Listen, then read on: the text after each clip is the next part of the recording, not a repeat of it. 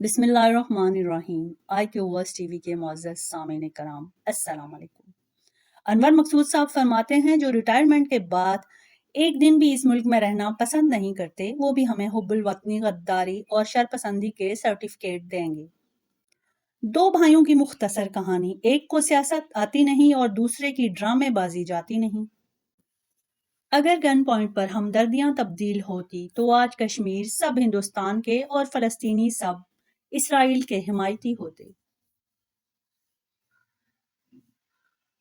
سور کھانے والے ممالک میں امن اور خوشحالی اس لیے ہے کہ وہ اپنے سوروں کو حاکم بنانے کے بجائے کھا جاتے ہیں۔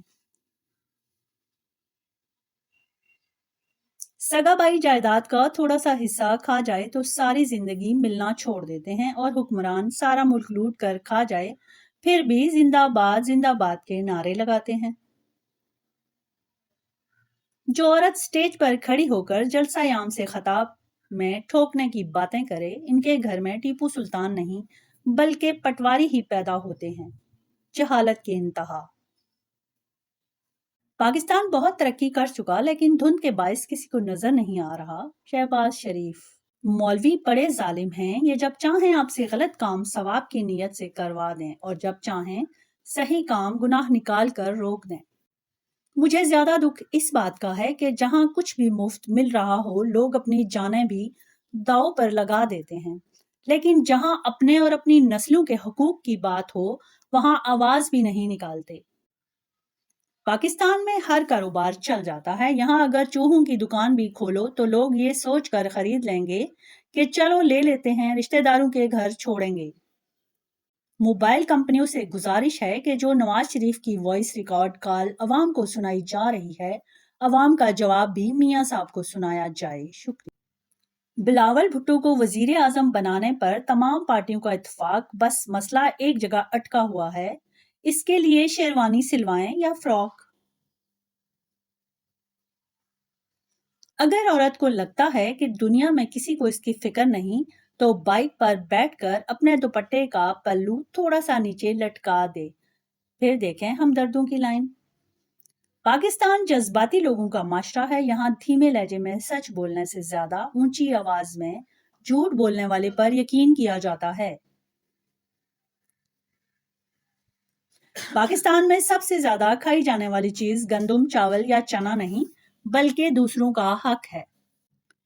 جس طرح مردے کو علم نہیں ہوتا کہ اس کا مال متاع کون لے گیا، اسی طرح مردہ قوموں کو بھی معلوم نہیں ہوتا کہ ان کے وسائل اور سرمایہ کون لوٹ رہا ہے۔ ایک اچھا اور سچا لیڈر لوگوں کو تقسیم نہیں کرتا بلکہ بکھرے ہوئے لوگوں کو ایک دوسرے سے جوڑتا ہے۔ جس قوم کو تاریخ سے کوئی دلچسپی نہ ہو، ان کے حافظے کمزور، مزاج جذباتی ہوتے ہیں، یہی وجہ ہے کہ اپنے لیڈر کے چناؤ میں دھوکہ کھا جاتے ہیں۔ اگر جنگوں میں بڑے لوگوں کے بیٹے بھی مرنے لگ جائیں تو جنگیں ختم ہو جائیں گی۔ اب تقریباً میرے جانے کا وقت ہے۔ 66 برس میں نے جھوٹ لکھا، جھوٹ بولا، آج میں نے فیصلہ کر لیا ہے کہ اللہ کو منہ دکھانا ہے، آج میں سچ بولوں گا، کوئی لفظ جھوٹ نہیں بولوں گا۔ پاکستان دنیا کا سب سے اچھا ملک ہے، صوبہ سندھ میں جیسی مردم شماری ہوتی ہے ایسی پوری دنیا میں نہیں ہوتی۔ سندھ کی حکومت نے یہاں مردم شماری کر کے ایک مثال قائم کر دی ہے۔ کوئی غریب نہیں ہے پاکستان میں، ایک آدمی غریب نظر نہیں آتا، نہ سڑکوں پر، نہ گاؤں میں، نہ ہی دیہاتوں میں۔ پاکستان پر قرض نہیں ہے، جو رقم ہمیں ملتی ہے وہ قرض نہیں تحفہ ہوتا ہے۔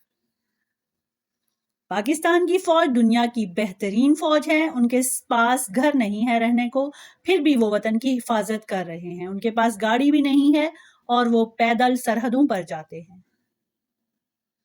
علامہ اقبال اور قائد اعظم کی محنت جگہ جگہ رنگ لا رہی ہے۔ 10 لاکھ بچے پچھلے 10 مہینوں میں اس لیے یہ ملک چھوڑ گئے ہیں کہ اب کسی برے ملک میں جا کر رہتے ہیں، یہ تو بہت اچھا ملک ہے۔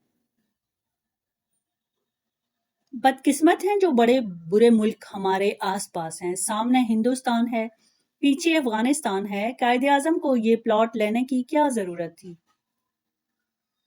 بات ہو رہی تھی مردم شماری کی، مردم شماری بہت ضروری ہے اور خاص طور پر कराची जैसे शहर के लिए जहां 3 करोड़ लोग रहते हैं, मगर सरकार कराची में सिर्फ मर्दों को गिनती है। मर्दों की वजह से औरतों को नहीं गिनती, शायद समझती है कि मर्दमशुमारी सिर्फ मर्दों के लिए होती है। अल्लाह ताला का करम है, इन तमाम अच्छाइयों के बावजूद पाकिस्तान में लोग जिंदा हैं। कब तक मर जाना चाहिए था? मरते इस वजह से नहीं हैं कि सारे डॉक्टर मुल्क से बाहर चले गए हैं। वीडियो पसंद आई हो तो चैनल को लाइक और सब्सक्राइब कर दें। बेल के बटन को ऑन कर दें ताकि हर नई आने वाली वीडियो आप तक पहुंचे।